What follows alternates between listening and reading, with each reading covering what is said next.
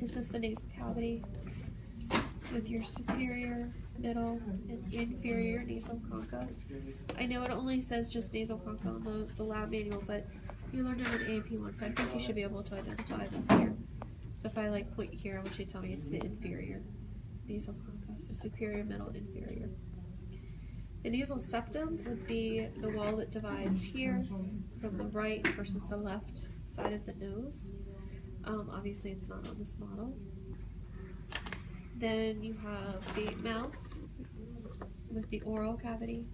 This is the tongue. The lingual tonsils would be down here at the base of the tongue, but they don't really show them on this model.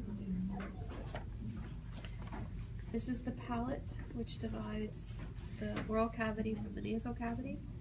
You have the hard palate with the bone, soft palate back here, and then this last part here is the uvula, which is what you can see in the back of the throat when you look at somebody's throat.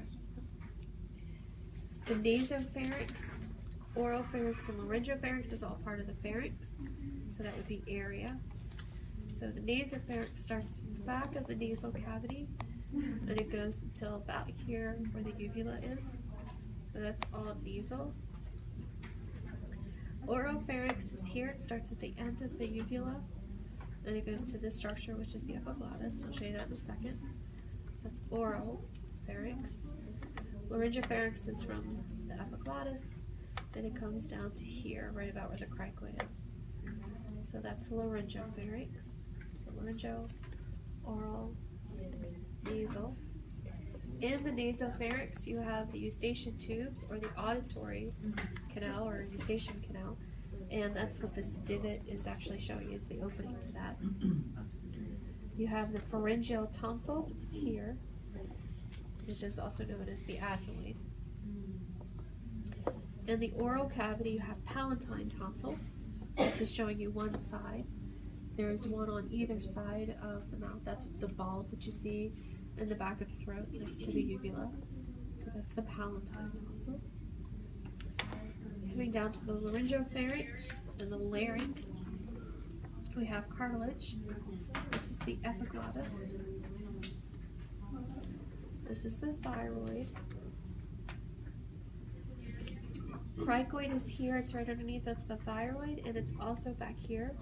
It makes a complete ring around the trachea. The thyroid does not, it's only found in the front. This is the hyoid bone here. Little part there.